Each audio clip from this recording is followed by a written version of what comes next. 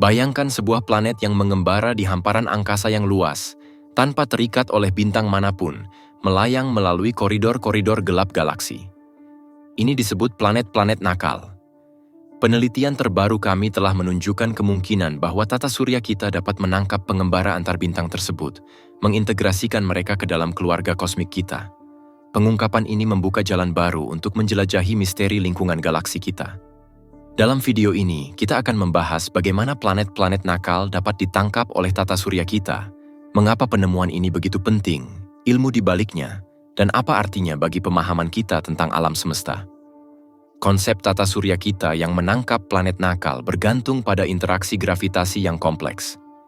Inti dari proses ini adalah pengaruh gravitasi matahari, yang meluas jauh melampaui planet-planet yang kita kenal.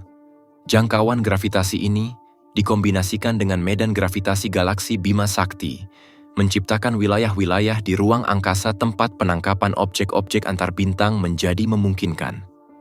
Sebuah studi oleh Bell Bruno dalam warna hijau pada tahun 2024 menyelidiki fenomena ini, memperkenalkan gagasan penangkapan permanen.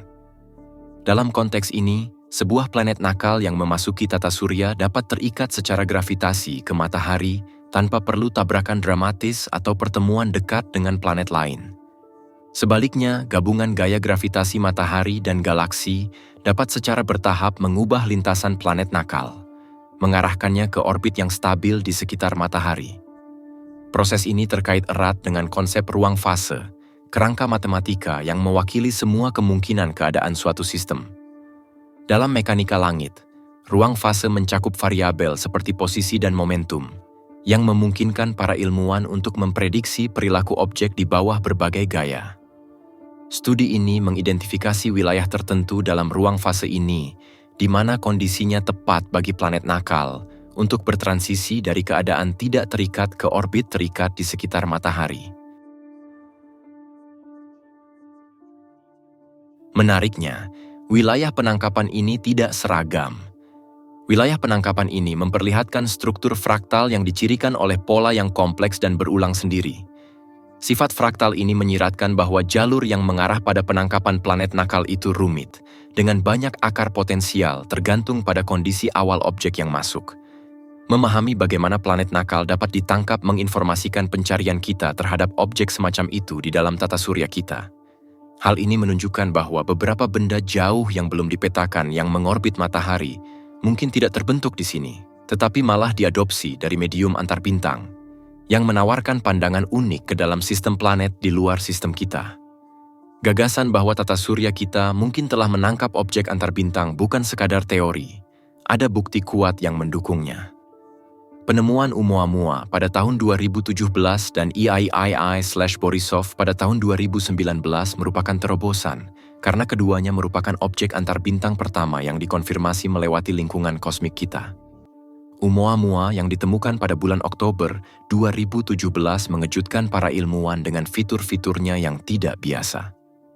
Bentuknya yang panjang seperti cerutu dan percepatan yang tak terduga membuatnya tidak seperti komet atau asteroid yang pernah kita lihat sebelumnya. Meskipun sifat pastinya masih diperdebatkan, tidak diragukan lagi ia berasal dari luar tata surya kita, membuktikan bahwa objek antar bintang bergerak melalui ruang angkasa. Pada tahun 2019, para astronom menemukan pengunjung antar bintang lainnya, EII/Borisov, yang memberi kita lebih banyak petunjuk. Tidak seperti Oumuamua, Borisov memiliki ekor seperti komet yang jelas, menunjukkan bahwa ia melepaskan gas dan debu, seperti komet di tata surya kita. Penemuan ini menunjukkan bahwa material yang ditemukan di sistem bintang yang jauh mungkin tidak begitu berbeda dari yang ada di sistem kita sendiri, memberikan hubungan nyata dengan bagian lain galaksi.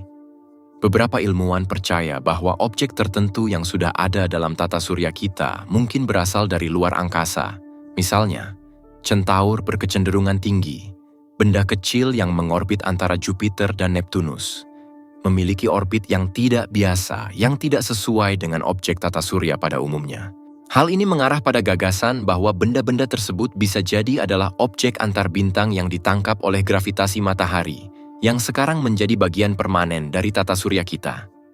Keberadaan objek-objek tersebut menunjukkan bahwa pengaruh gravitasi matahari yang dikombinasikan dengan gaya galaksi dapat secara efektif menangkap dan menahan penjelajah antar bintang, sebuah evaluasi ulang terhadap proses-proses yang membentuk lingkungan kosmik kita.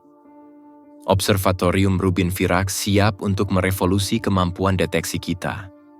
Dilengkapi dengan teleskop bidang lebar, diharapkan dapat mengidentifikasi banyak objek antar bintang, menyediakan sampel yang lebih luas untuk dipelajari, dan meningkatkan pemahaman kita tentang prevalensi dan karakteristiknya. Selain kemajuan pengamatan, penelitian teoritis terus menjelaskan potensi penangkapan planet-planet nakal.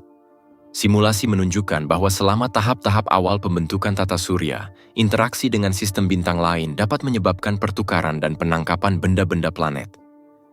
Perspektif ini sejalan dengan hipotesis bahwa beberapa objek jauh di tata surya kita, seperti objek di awan Oort, mungkin berasal dari tempat lain.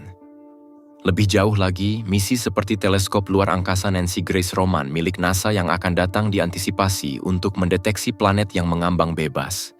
Beberapa di antaranya bisa jadi adalah bekas planet nakal yang kini terperangkap oleh gravitasi matahari. Penemuan ini akan memberikan data berharga yang memungkinkan para ilmuwan untuk menguji hipotesis tentang mekanisme penangkapan dan frekuensi kejadian tersebut. Studi tentang objek antar bintang yang terperangkap bukan hanya tentang mengidentifikasi objek tersebut, tetapi juga memahami lintasan dan interaksinya dalam tata surya. Penelitian menunjukkan bahwa setelah ditangkap, objek-objek ini dapat memiliki orbit yang stabil, hidup berdampingan dengan planet asli, dan berkontribusi pada kompleksitas dinamis lingkungan kosmik kita.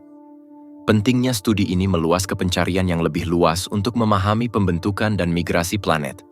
Planet nakal yang ditangkap berfungsi sebagai laboratorium alami yang menawarkan wawasan tentang keragaman sistem planet dan proses yang dapat menyebabkan planet-planet menjadi tidak terikat dari bintang aslinya. Terima kasih telah bergabung dengan kami dalam perjalanan ini melalui dunia planet nakal dan pengembara antar bintang yang menakjubkan. Jika Anda merasa diskusi ini menarik dan informatif, jangan lupa untuk menyukai, berbagi, dan berlangganan untuk mendapatkan lebih banyak konten tentang keajaiban kosmos. Sampai jumpa di lain waktu. Terima kasih.